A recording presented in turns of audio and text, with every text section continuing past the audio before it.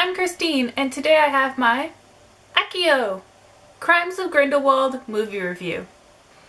If you follow me on Instagram, you'll know that last week I went on Thursday night, opening night, to go see The Crimes of Grindelwald. If I had to describe this movie in one sentence, it would be, abandon hope, all ye who enter here.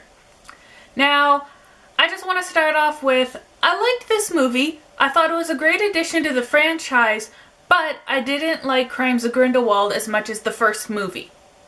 I have a feeling this movie is going to end up like some of my favorite book series. I don't like generally the second or third book in the series, but I love the entire series overall.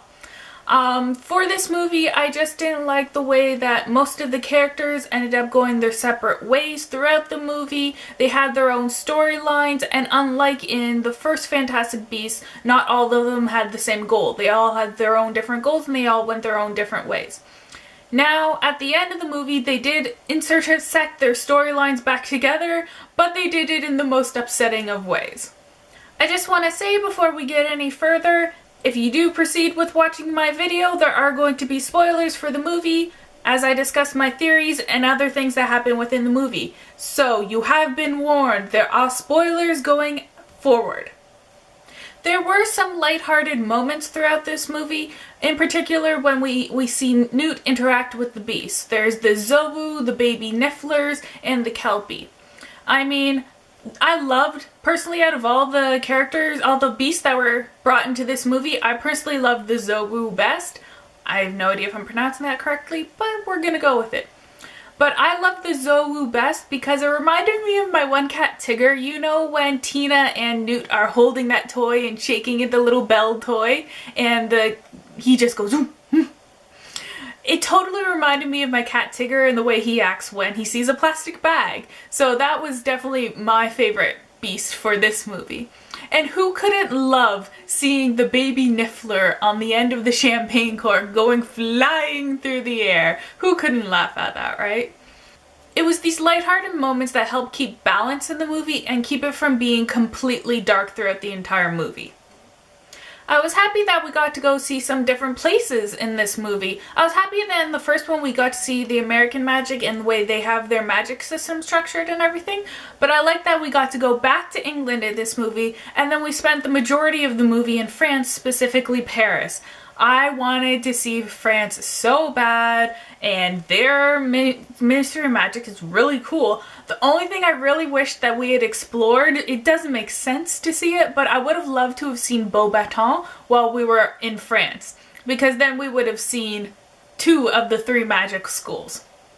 When Newt met up with Dumbledore and was basically coerced and guilted into going to Paris to save Credence, I got really angry, especially once we found out that the whole reason Newt went to New York in the first movie was because of a tip-off from Dumbledore. So I was never a huge fan of Dumbledore in the book series, but it just goes to show that Dumbledore had been manipulating his students for quite a long time.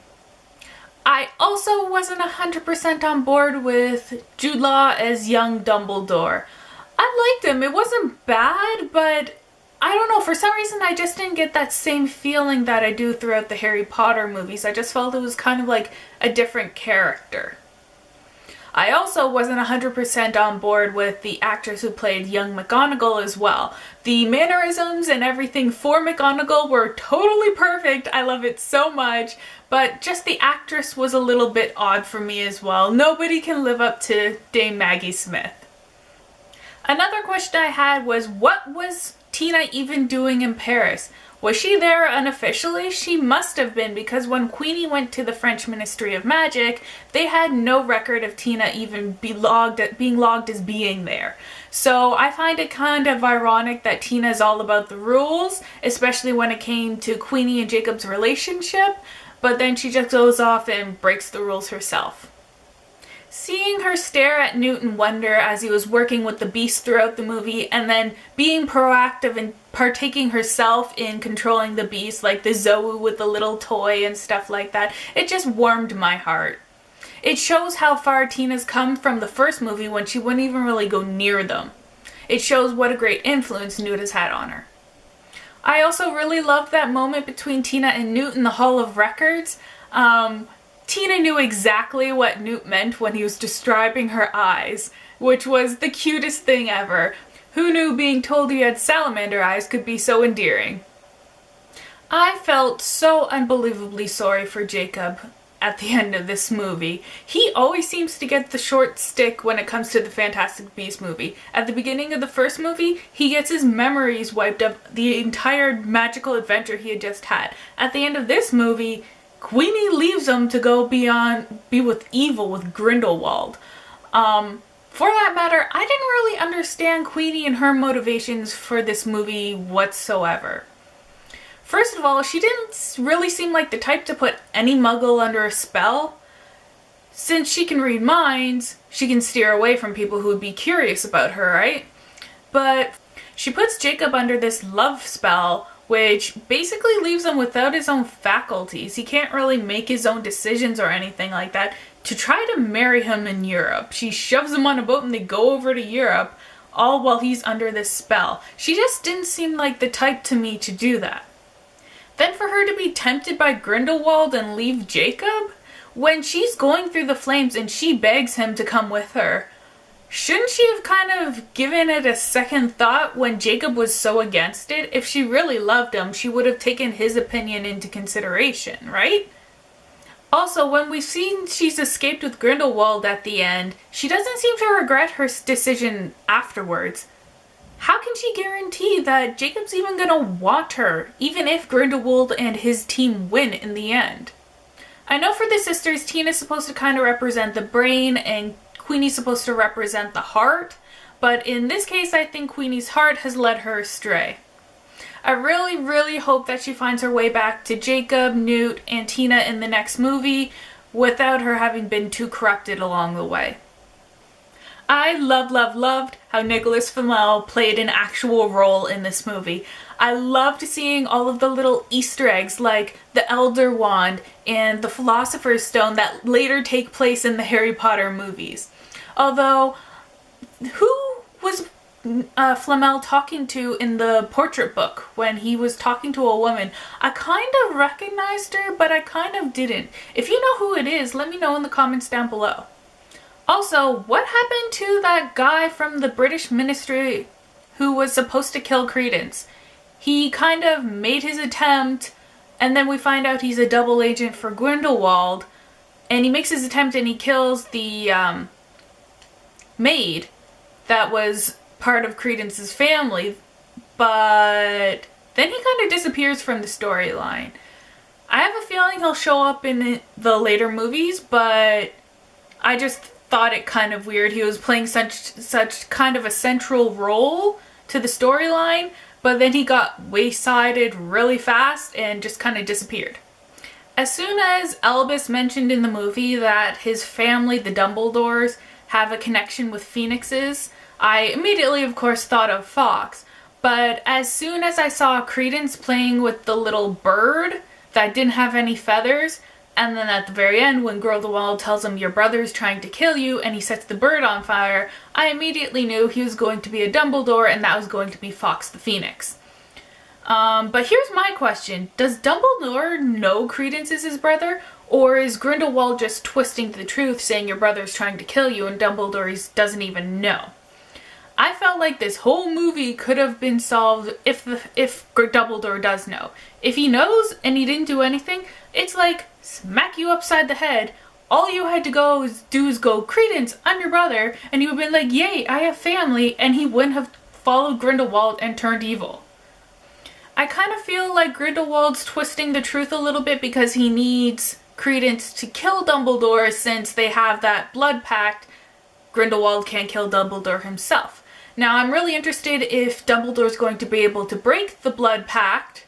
I kind of think he does, because in the Harry Potter movies, isn't it he destroys or disarms Grindelwald and that's how he gets the Elder Wand?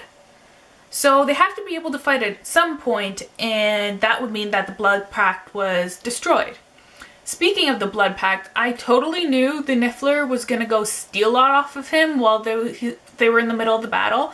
But I was so upset when I saw that Niffler was hurt at the end there. I was very upset. I was like, don't you dare hurt my Niffler. I knew Lita wasn't going to turn into one of Grindelwald's followers. Everybody thinks she's evil in the first place because she's part of Slytherin, because she's part of the Lestrange family. So she's tried really hard to distance herself, especially from her killing her brother. She's tried to distance herself from that evil part, so I knew she would never become a part of his team. I really want to know who Lita said I love you to. The scene happened so fast I didn't see if she was talking to Theseus or if she was talking to Newt.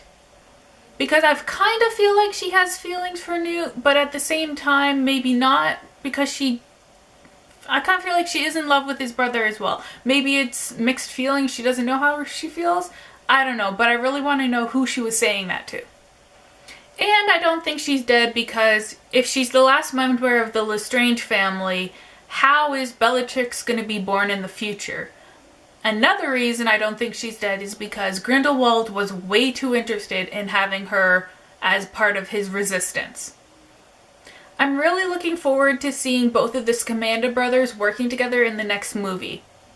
I love Newt and Theseus's relationship. It was absolutely hilarious when Newt says he's a hugger and he's like so discomforted by that. And I love how Tina put that counter spell on him and Newt was just absolutely gleeful. And he was like, this is the best moment of my life. And I think he just fell in love with Tina just a little bit more when she did that.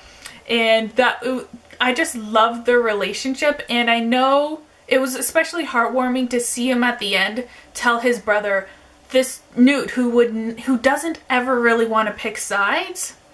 It's discussed at the beginning of the movie. He doesn't want to pick a side. In the end, he does choose his brother, and it could be because he wants to get revenge for the death of Lita as well, but it was really heartwarming to see him actually go over and hug his brother and choose a side in the end anyways. Overall, I think this is a great addition to the franchise, but I don't think this is going to be my favorite of the 5 planned movies. I'm starting to get a feel for what the overarching theme is going to be about, and it kind of feels like a magical retelling of World War II from a magical perspective. You've got Grindelwald, who is German, trying to take over and rule over Muggles, and you can definitely see the parallels there. I have so many questions that need to be answered. I don't know if I'm going to be able to wait another year for the next installment. And watching this movie, I just fell in love with Newt's character a little bit more. I think me and a lot of other girls are asking themselves, where can I find my own Newt and my own Niffler? So I do recommend going to go see this movie. I'm actually probably going to go see it a second time just to make sure that I got everything out of it that I can. If you've watched the movie, agree or disagree with some of my theories, let's discuss them in the comments down below. If you like this video, give it a thumbs up, and don't forget to hit subscribe to see more bookish content from me. Thanks for watching. I'll see you in my next video. Bye! Expelliarmus!